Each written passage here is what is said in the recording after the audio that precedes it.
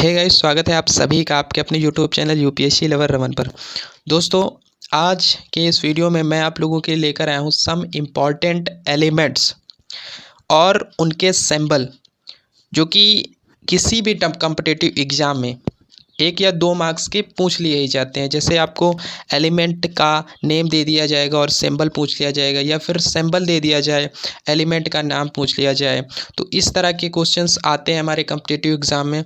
तो इसीलिए मैं आप लोगों के लिए लेकर आया हूँ कुछ ऐसे इम्पॉर्टेंट एलिमेंट और उनके सिंबल जो कि किसी भी कॉम्पिटिटिव एग्ज़ाम में पूछे जाते हैं।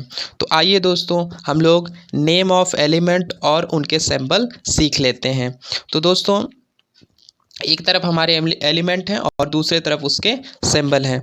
तो पहला एलिमेंट है हमारा दोस्तों हाइड्रोजन। हाइड्रोजन का जो सिंबल होता है वो H हो जाता है। उसके बाद है हीलियम। हीलियम का जो सिंबल हो जाता है वो He हो जाता है। उसके बाद दोस्तों है हमारा बोरॉन। बोरॉन का जो सिंबल है वो B हो जाता है। उसके बाद हमारा कार्बन है।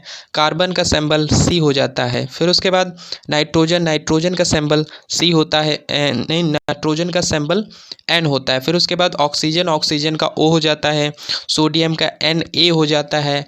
एल्यूमिनियम का Al हो जाता है। कैल्शियम का Ca होता है। और आयरन, आयरन को फेरम भी कहते हैं, जो कि इसका सिंबल Fe होता है। फिर उसके बाद आ जाता है हमारा निकिल। निकिल का Ni होता है। उसके बाद फास्फोरस। फास्फोरस का P होता है। फिर उसके बाद सिल्वर। सिल्वर का Ag होता है। और गोल्ड, गोल्ड का Au होता है। उसके बाद मर्क्यूरी। मर्क्यूरी का Hg होता है।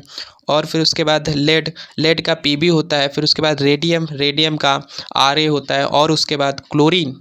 क्लोरीन का Cl होता है। उसके बाद है सल्फ़र, और सल्फ़र का S होता है। उसके बाद नियॉन है। नियॉन का Ne होता है।